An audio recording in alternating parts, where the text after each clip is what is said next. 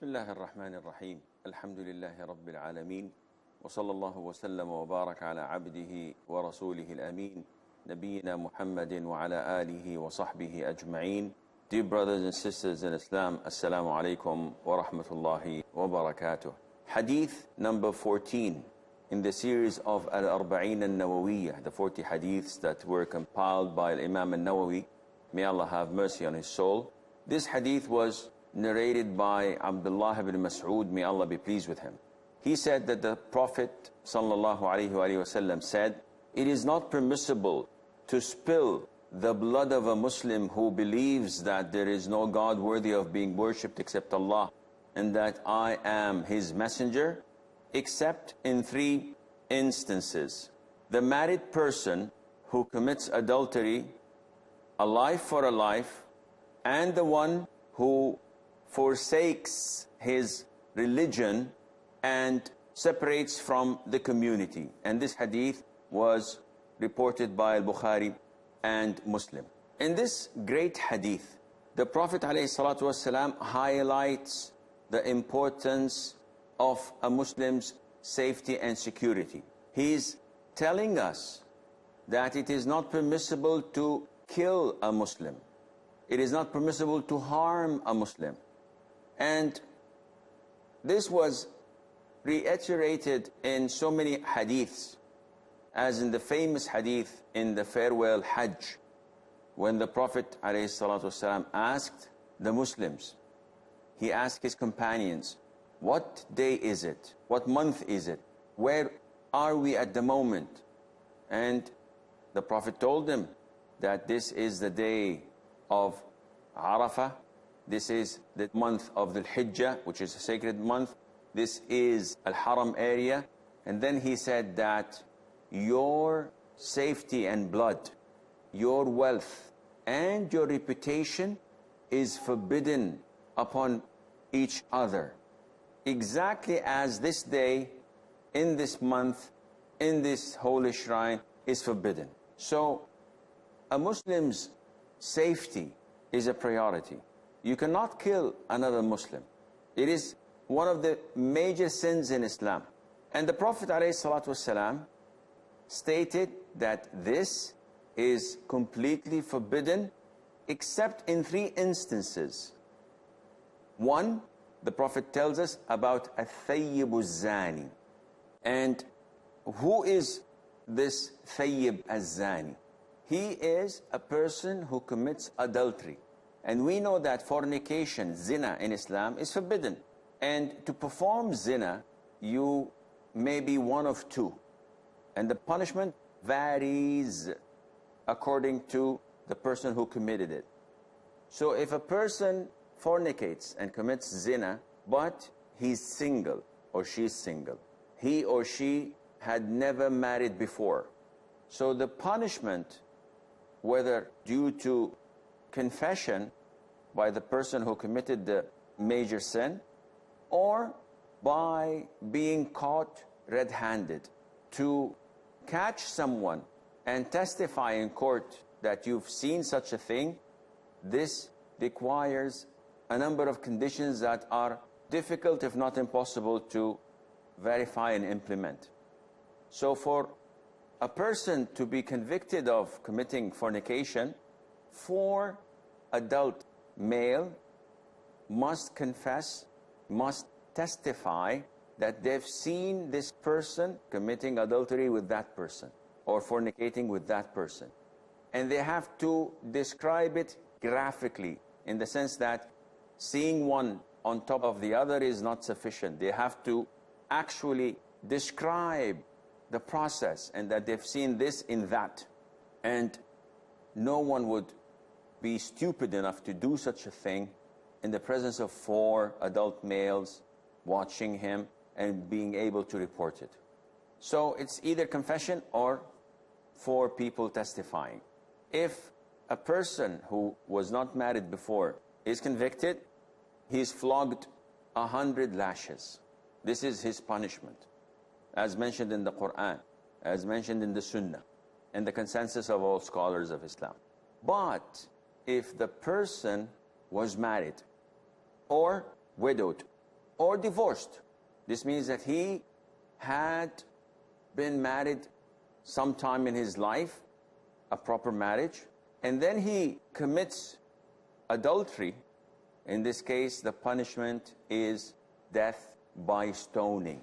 So in this case, instance number 1, the Prophet tells us that whoever was married before, widowed, divorced, or still married, and commits adultery, he is to be executed. And one says, why then stone him? Why not hang him or behead him? And the answer is because the Prophet ﷺ told us that his punishment is to stone him.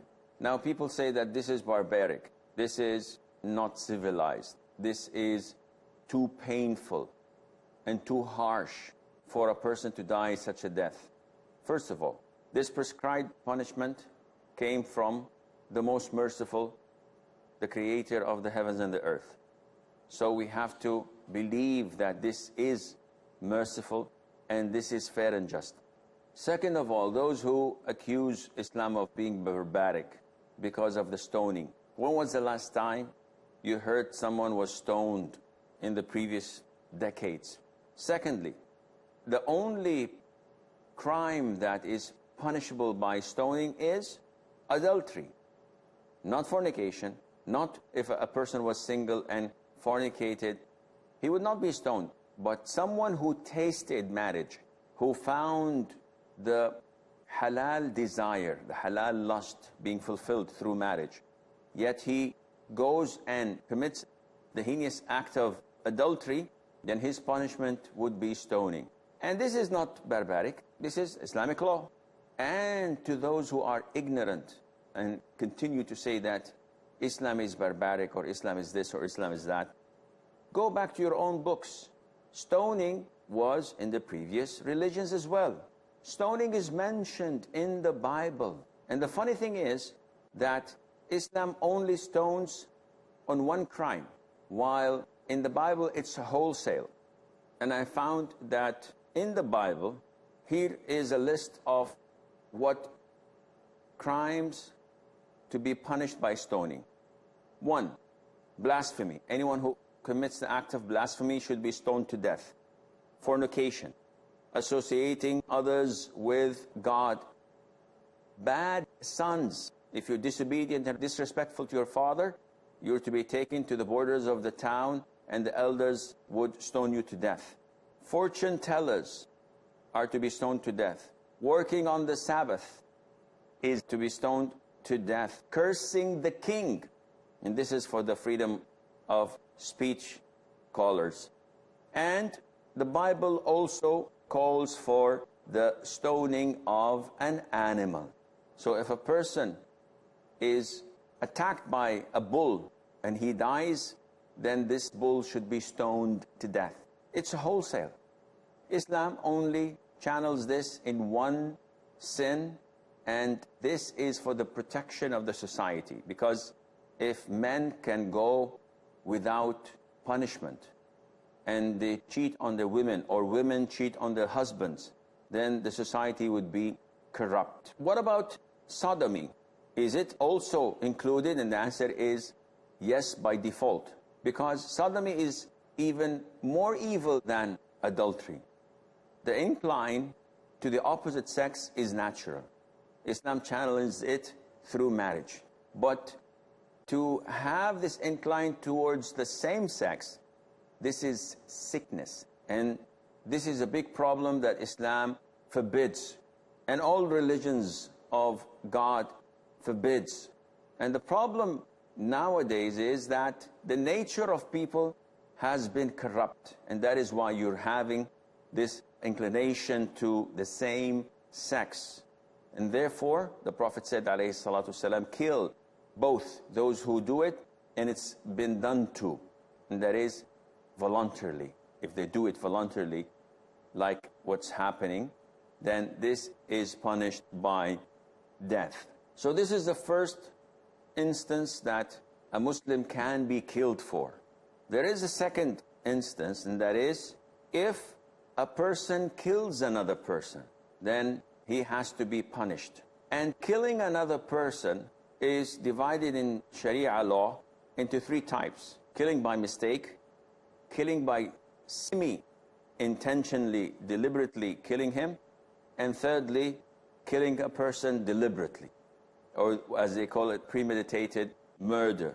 And these three types, the first two are not intended here. So if a person is driving and he kills someone by mistake, there's no capital punishment for him. There are consequences that he has to face. If a person is in a fight and he punches someone in the face, which usually does not kill people, but the person dies. So this is considered in Islam semi-premeditated murder. There's no capital punishment, but he has to pay the expiation, the diya, the blood money, and he has to fast 2 months, etc. The third type is what is mentioned in this hadith we have, and this is, inshallah, what we will elaborate a little bit more after the break, so stay tuned.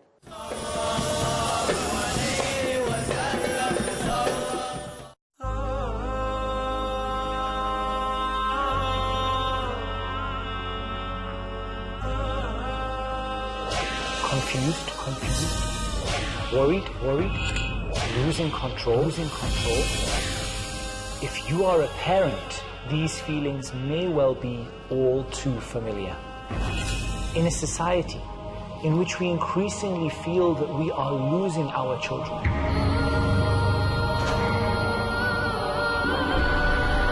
it's still possible to get it right.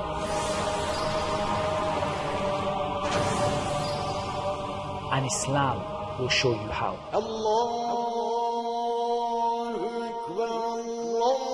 Want to know more? Join me, Muhammad Tim Humble, as we explore the ways to be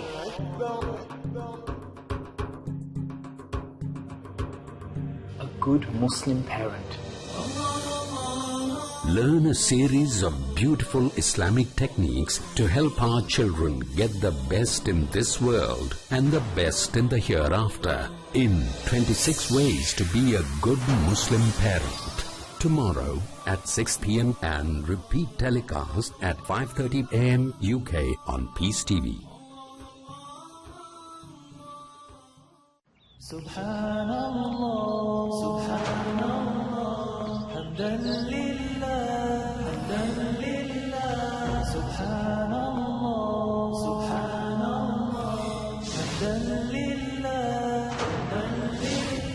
You know, everything in life could use a little improvement,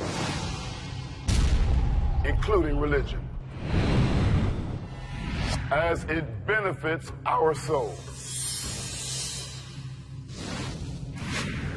Learn how to tighten your deen by examining various thought-provoking aspects, like salat, rights of the neighbor, and many more.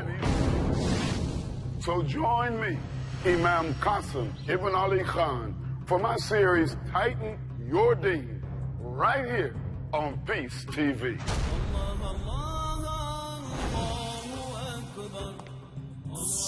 Our deen, a blessing not to be taken for granted. Our responsibility to obey Allah, the Lord of the seen and the unseen. Strengthen your relation with the Rabbul Alameen in Tighten Your Deen, every Thursday at 7 p.m. and repeat telecast at 12 p.m. UK on Peace TV.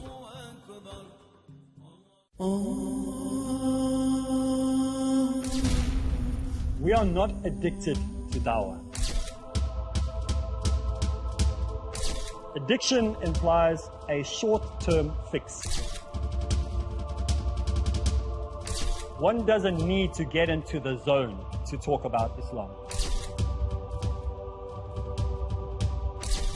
You do dawah because it is a natural result of your commitment to Allah. If you don't talk, people are going to walk.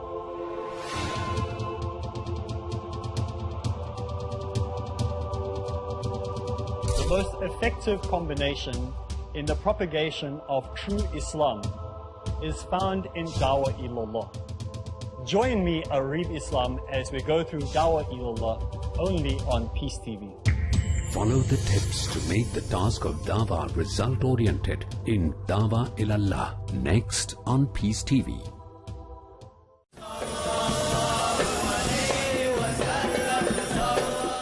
Assalamu alaikum and welcome back.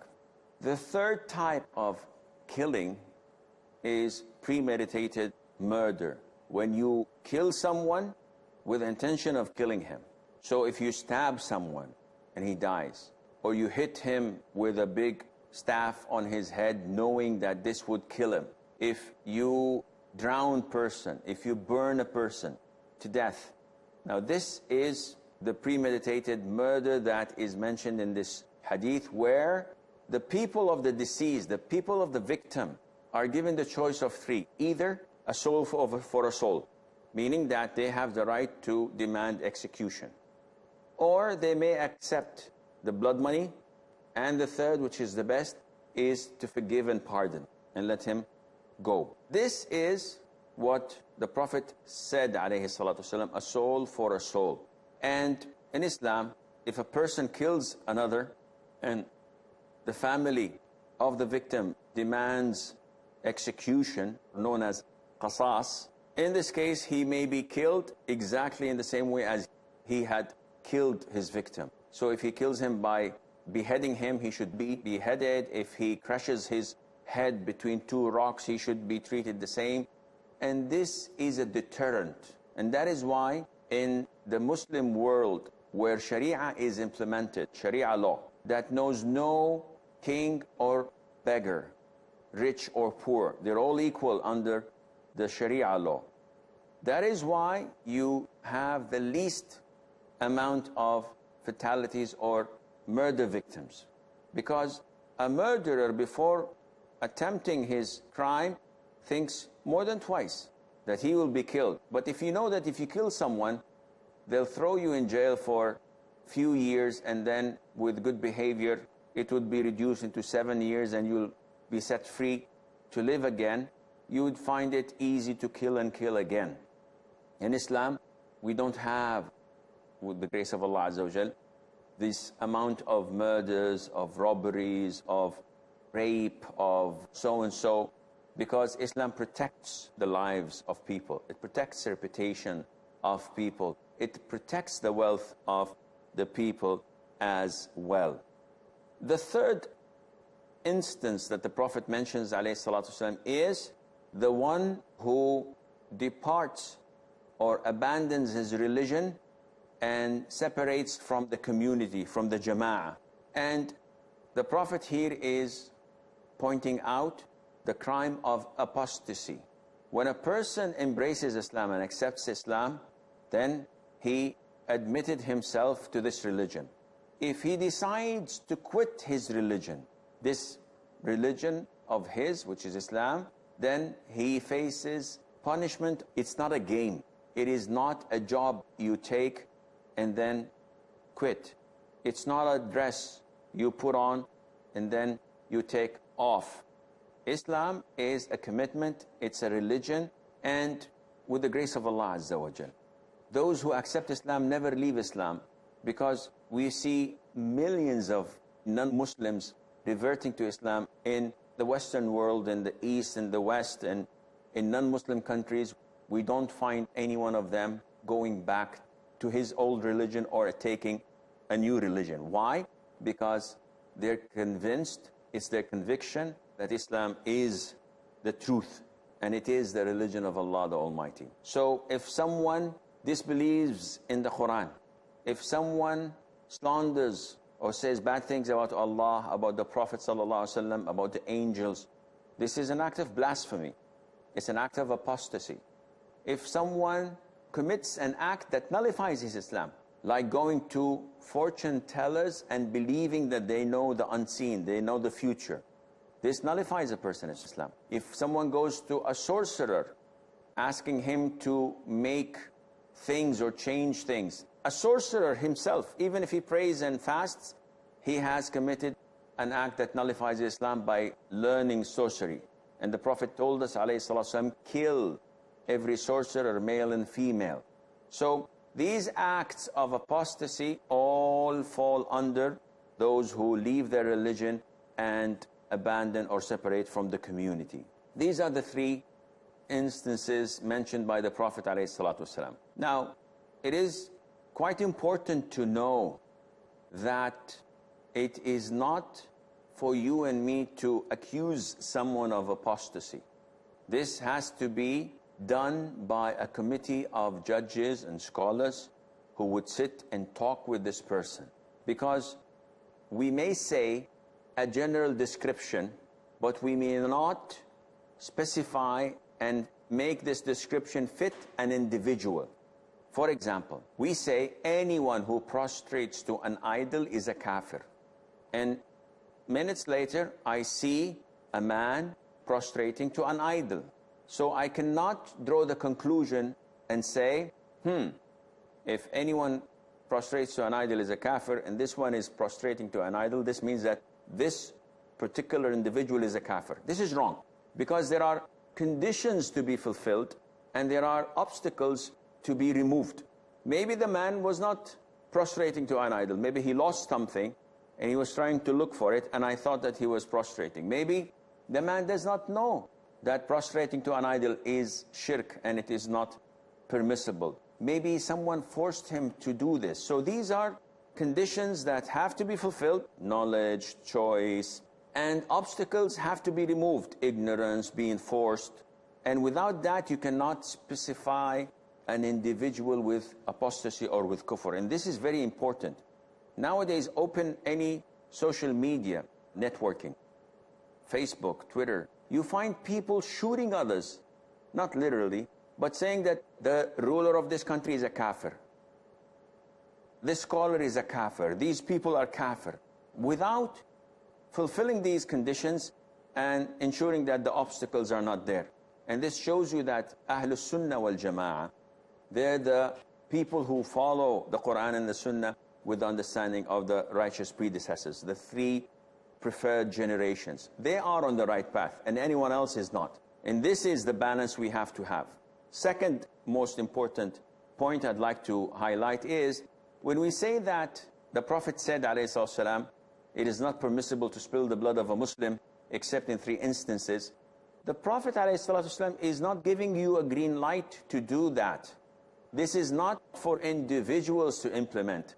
This is only for the ruler of the country, of the society, who has all the powers in his hands to enforce such rulings. Therefore, it is not for individuals to go and kill others. This is only to be done by the ruler himself. And the ruler doesn't do it by his own intellect, saying, Simon says, kill this person. There are judges, there are trials to be conducted, the person has to be convicted. From this hadith, and finally, we learn that the blood of a Muslim is sacred, and that one should not be involved in the bloodshed of any other Muslim unless these 3 instances take place, as the Prophet said, alayhi salatu wasalam. The Prophet told us, sallallahu alayhi wasallam, that the first thing that would be judged on the day of judgment between the people is blood. So if they had any murders, any killings, the first thing, before going through their deeds, good or bad, the first thing that is judged between them is the bloodshed. And the oppressor must pay for his oppression. This is all the time we have. Until we meet next time, fi amanillah, wassalamu alaikum wa rahmatullahi wa barakatuh. Sallallahu ala Muhammad, sallallahu